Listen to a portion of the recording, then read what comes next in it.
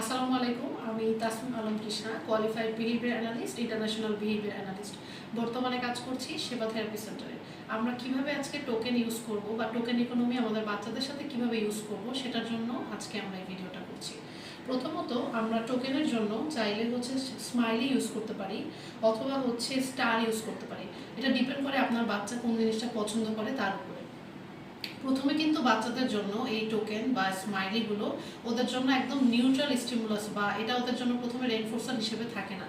আমরা সাধারণত বারবার ব্যবহার করার মাধ্যমে একটা বাচ্চাকে এটা বুঝাই যে তুমি যখন এটা পাবে তারপরে তুমি তোমার পছন্দের জিনিসটা নিয়ে খেলতে পারবে।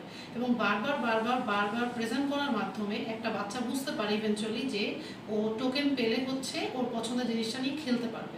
তারপরে আসলে একটা বাচ্চা বুঝতে পারে।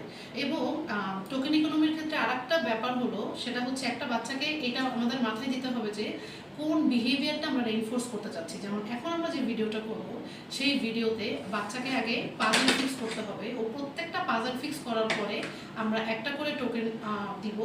তো একটা করে টোকেন পাওয়ার পরে যখন ওর ইভেনচুয়ালি 5টা টোকেন হয়ে যাবে তারপরে ও গাড়িটা নিয়ে খেলতে পারবে। আমাদের টোকেনটা আমরা আগে দেখাচ্ছি। টোকেন বোর্ডটা এখানে লেখা আছে I am working for, suppose আমরা এখন এটা দিব যে আমরা গাড়ির জন্য কাজ করছি।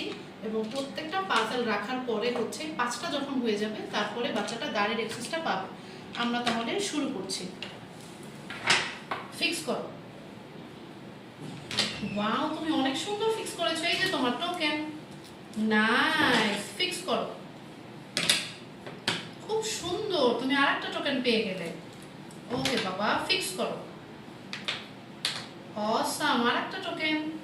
তোমার আর 2টো টোকেন আছে, তারপরে তুমি গাড়ি নিয়ে খেলতে পারবে বাবা। ফিক্স করো। নাইস, অনেক সুন্দর কাজ করছি।